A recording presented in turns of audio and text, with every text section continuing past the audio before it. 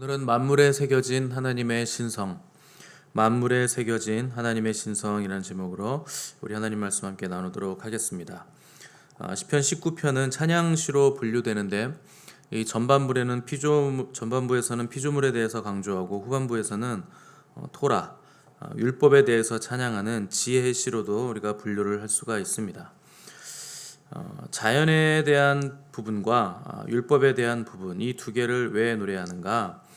하나님께서 인간에게 주신 위대한 계시 두 개가 있는데 그 하나가 자연이고 또 하나가 토라, 율법이라 이렇게 말하고 있는 것입니다.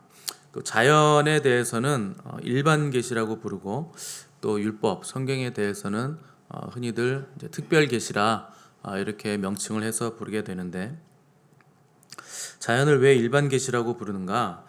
자연 만물에 하나님에 대한 흔적들과 지식들이 새겨져 있어서 누구라도 자연을 보면 하나님에 관한 지식들, 그 질서를 발견할 수 있다 해서 자연을 일반 계시라고 부르는 것입니다.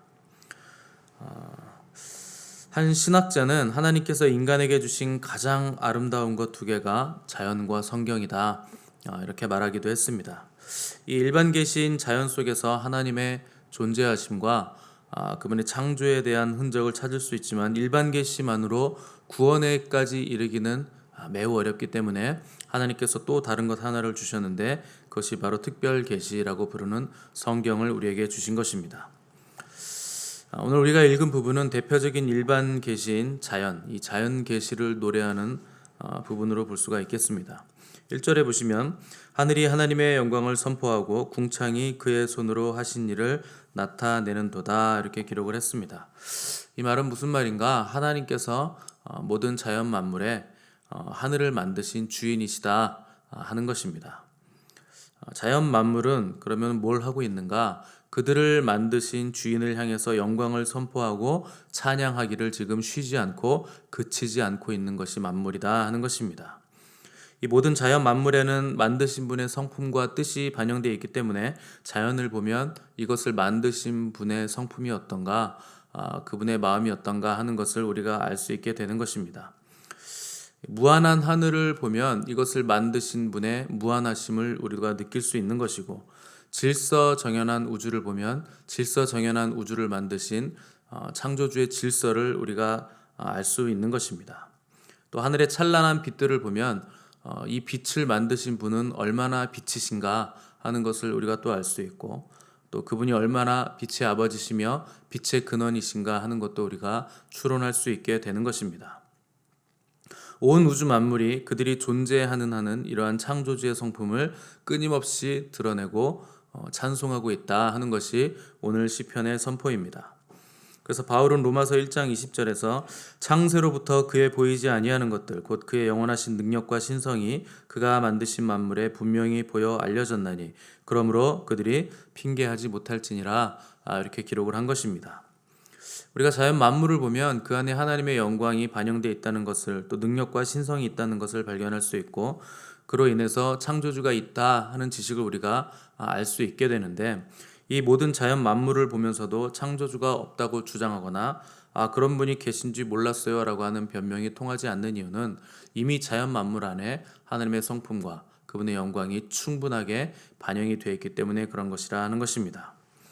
근데 문제는 인간의 타락으로 인해서 자연도 타락했기 때문에 이 자연과 인간 모두 하나님의 영광을 온전히 반영하고 있지는 못하다 하는 것이 현실입니다.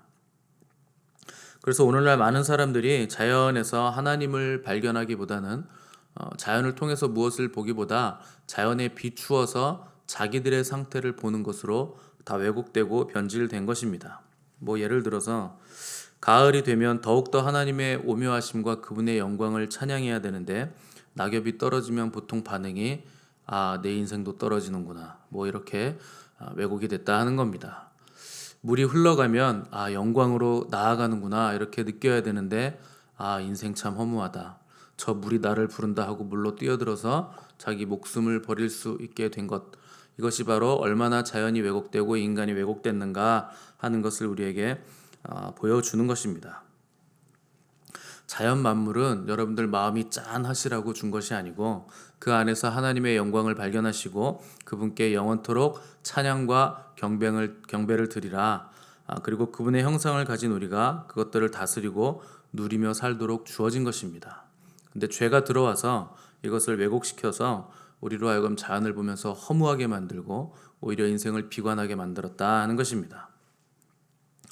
그럼에도 불구하고 자연은 나름의 그 위대함을 가지고 있는데 그 이유는 자연이 우리에게 메시지를 계속 들려주기 때문에 자연은 위대한 것입니다. 2절에서 4절 보시면 날은 날에게 말하고 밤은 밤에게 지식을 전하니 언어도 없고 말씀도 없으며 들리는 소리도 없으나 그의 소리가 온 땅에 통하고 그의 말씀이 세상 끝까지 이르도다. 하나님이 해를 위하여 하늘에 장막을 베푸셨도다. 자, 여기 들을 귀가 준비된 자에게는 자연이 들려주는 메시지가 쉴 새 없이 들려온다 하는 것입니다. 그 소리는 인간의 언어처럼 들리는 소리로 들려지진 않지만 어떤 소리보다도 더 강렬하게 이 하나님의 존재와 영광을 계시해주고 노래하고 있다 하는 것을 시인은 우리에게 알려주는 것입니다. 누구든지 하나님을 처음 만나시는 분들은 온 자연 만물이 하나님을 찬양하고 인간에게 계시하고 있는 소리를 들을 수 있습니다. 여러분이 예전에 하나님을 처음 만났을 때를 생각해 보시면 그 소리가 나에게 충분하게 들려졌다 하는 것을 여러분 기억하실 겁니다. 왜 그런가 하면 하나님을 처음 만났을 때는 우리의 영적 감각이 살아나기 때문에 자연에 대한 우리의 영적 감각도 다 살아나게 돼 있습니다. 그러면 갑자기 나뭇잎이 하나님을 찬양하고 있다는 것을 발견할 수 있게 되고 새들도 하나님을 찬양하고 있고 또 바람은 바람대로 구름은 구름대로 또 비는 비대로 하나님을 노래하고 있었구나 하는 것을 갑자기 깨닫게 되는데 우리가 하나님을 처음 만났을 때 모든 것들이 질서정연하게 제자리로 돌아가기 때문에 자연 만물에 하나님 찬양하는 소리도 우리가 듣게 되는 것입니다. 비록 그 소리가 언어처럼 들리지는 않으나 온 땅에 통하고 그 말씀이 세계 끝까지 이른다 이렇게 4절에서 기록을 하고 있는데 지구상에 사는 어떤 인간도 자연 계시의 영역 안에서 벗어나지 못한다 하는 것을 지금 성경이 말씀하고 있는 겁니다. 이 수많은 자연의 피조물 속에서 오늘 다윗은 가장 뛰어나고 찬란한 하나의 물체에 지금 주목을 했는데 그것이 뭔가 바로 태양입니다. 5, 6절 보시면 해는 그의 신방에서 나오는 신랑과 같고 그의 길을 달리기 기뻐하는 장사 같아서 하늘 이 끝에서 나와서 하늘 저 끝까지 운행하며 그의 열기에서 피할 자가 없도다 이렇게 기록을 했습니다. 이 시인이 해에 대해서 주목했던 이유는 당시에 가장 빛나고 찬란하며 영광스러운 자연 만물은 단연 태양이기 때문에 그렇고 지금도 역시 태양이 가장 뛰어난 자연 만물 중에서 가장 뛰어난 피조물입니다. 인간을 빼고 그렇습니다. 5절을 보시면 이 동쪽에서 떠오르는 태양의 모습을 어떻게 비유했는가? 신방에서 환한 모습으로 나오는 신랑과 같다 이렇게 비유를 한 것입니다.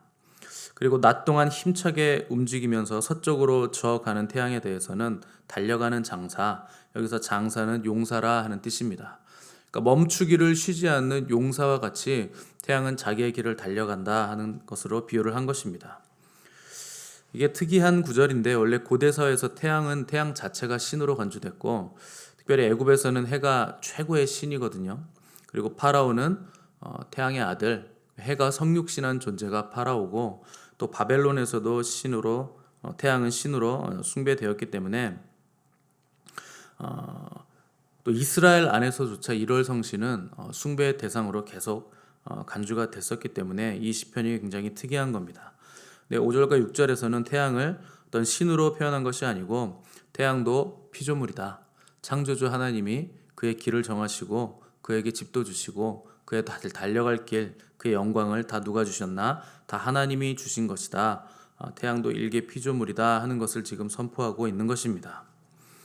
하나님이 지으신 피조물일 뿐인 태양의 열기라도 능히 피할 수 없겠거든. 하물며 누가 하나님의 사랑에서 과연 피할 수 있겠는가 하는 것입니다. 누가 태양보다 더 뜨거운 그리스도의 사랑에서 우리를 끊을 수가 있겠는가? 태양이 비추면 얼음과 눈이 녹듯이 태양보다 밝은 그리스도의 사랑이 비춰지면 모든 죄와 어둠이 사라지고 죄인의 차가웠던 마음이 다 녹아진다 하는 것을 간접적으로 시인은 노래하고 있는 것입니다. 이 시편에 의하면 모든 피조물에는 창조자가 있고 또 질서가 있고 또 그 질서를 정하신 분이 계시고 또 모든 보이는 것들은 보이지 않는 것으로부터 생겨났다 하는 것을 우리에게 알려주고 있습니다. 이 자연 만물을 지으신 분의 아름다우심 때문에 지나치게 감탄해서 자연을 신으로 여기는 사람들도 있고, 반대로 자연의 아름다움을 알아보지 못해서 이런 걸 하나님께서 만드셨을 리가 없다 이렇게 말하면서 물질계는 다 악한 것이다 이렇게 얘기하는 사람들도 있습니다. 그런데 조금만 생각해 보면 다 이치에 맞지 않는다 하는 것을 다윗이 지금 우리에게 알려주고 있는 것입니다. 자연 만물이 왜 질서 안에서 움직이고 있는가? 만물들이 질서에 복종하는 이유는 우주 만물 자체가 신이 아니라 하는 뜻입니다.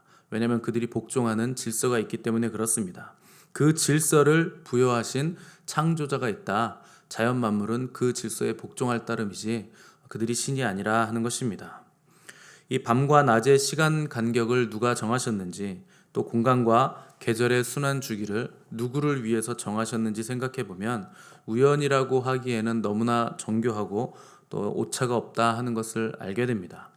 만일 만물이 우연히 되는 대로 이렇게 질서가 생겨났다면 약간의 오차라도 있을 텐데, 그 오차가 점점 쌓이고 쌓여서 시간이 지나면 점점 큰 혼란으로 발전하게 될 것입니다. 그런데 놀랍게도 자연은 오차가 아예 없는 것은 아니지만 그 오차를 스스로 보정하고 메꾸면서 질서를, 균형을 맞춰가고 있다 하는 것이 이 자연에 부여된 질서의 놀라움입니다. 밤이 양보하면 낮이 길어집니다. 밤이 낮에게 적당한 때가 되면 또 시간을 요구하게 되고, 그럼 또 낮이 또 짧아지게 되면서 밤과 낮이 서로가 서로에게 자기 몫을 달라고 때에 맞춰서 요구하고 주고받음으로 자연의 일년 주기가 정확하게 맞아떨어진다 하는 것입니다. 이것이 바로 날은 날에게 말하고 밤은 밤에게 서로의 지식을 전달한다 하는 것입니다. 이것만 봐도 가장 지혜로운 이 질서를 만물에 부여하신 창조주의 질서가, 그 지혜가 얼마나 위대하고 정교한 것인가 하는 것을 우리가 잘 깨달을 수 있게 되는 것입니다. 하나님의 위대하신 이 섭리는 태양과 그 열기보다 분명하게 우리를 비추고 있는 것입니다.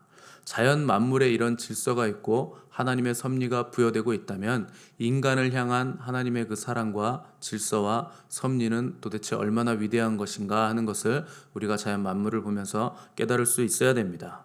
모든 날, 모든 시간, 또 모든 장소에서 우리는 창조주의 분명한 섭리와 그 증거를 볼 수 있게 되는 것입니다. 그래서 여러분들이 자연 만물을 보실 때 거기에 새겨진 하나님의 높고 위대하심을 발견하실 수 있어야 됩니다.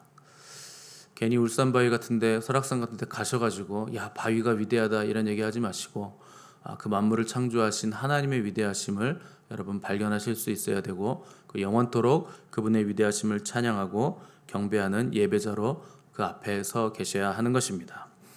우리 이것을 기억하시면서 1절에서 6절까지를 우리 다시 한번 읽으시고 함께 기도하겠습니다. 1절에서 6절 시작. 하늘이 하나님의 영광을 선포하고 궁창이 그의 손으로 하신 일을 나타내는도다.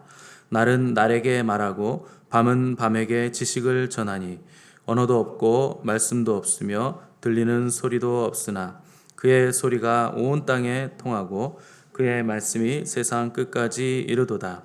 하나님이 해를 위하여 하늘의 장막을 베푸셨도다. 해는 그의 신방에서 나오는 신랑과 같고 그의 길을 달리기 기뻐하는 장사 같아서 하늘 이 끝에서 나와서 하늘 저 끝까지 운행하며 그의 열기에서 피할 자가 없도다. 아멘.